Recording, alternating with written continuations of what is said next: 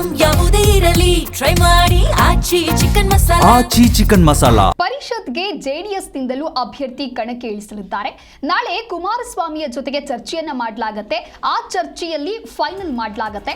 ಇನ್ನು ಬಿಎಂ ಫಾರೂಕ್ ಅಭ್ಯರ್ಥಿ ಆಗುವಂತಹ ಎಲ್ಲ ಸಾಧ್ಯತೆಗಳಿದೆ. ಕೆಲವು ಮತಗಳನ್ನ ಸೆಳೆಯೋದಕ್ಕೆ ಕಾಂಗ್ರೆಸ್ ಒಂದು ಕಡೆ ತಂತ್ರಗಾರಿಕೆಯನ್ನು ರೂಪಿಸ್ತಾ ಇದೆ. ಈಗಾಗಲೇ ಕಾಂಗ್ರೆಸ್ 4 ಜನರನ್ನ ಕಣಕ್ಕೆ ಇಳಿಸಿದೆ.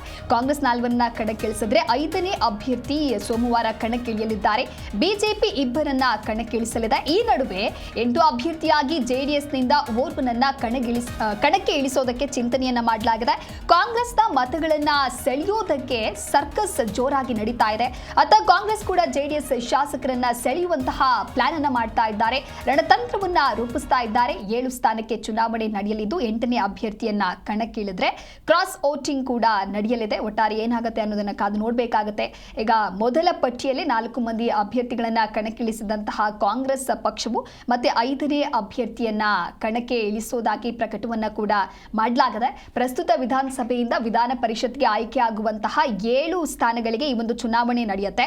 ಈಗ ವಿಧಾನಸಭೆಯ ಸಂಖ್ಯಾಬಲ 222 ಆಗಿದ್ದು ನಿಯಮಗಳ ಪ್ರಕಾರವಾಗಿ ಒಬ್ಬ ವಿಧಾನ ಪರಿಷತ್ ಸದಸ್ಯ ಗೆಲ್ಲೋದಕ್ಕೆ 28 ಮತಗಳು ಅಗತ್ಯ ಇದೆ. ಹಾಗಾಗಿ ಕುಮಾರಸ್ವಾಮಿ ಅವರ ಜೊತೆಗೂ ಕೂಡ ನಾಳೆ ಒಂದು ಚರ್ಚೆ ಆಗುತ್ತೆ.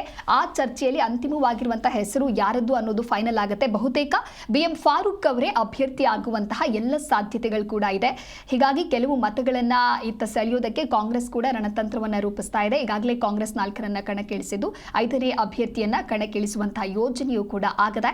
ಒಟ್ಟಾರೆಯಾಗಿ ಅದು ಕೂಡ ಪ್ರಕಟವಾಗುತ್ತೆ. ಈ ನಡುವೆ 8 ಅಭ್ಯರ್ಥಿಯಾಗಿ ಜೆಡಿಎಸ್ನಿಂದ ಓರ್ವನನ್ನ ಕಣಕ್ಕಿಳಿಸೋದಕ್ಕೆ ಎಲ್ಲ ಪ್ಲಾನ್ಸ್ಗಳು ಆಗಿದೆ.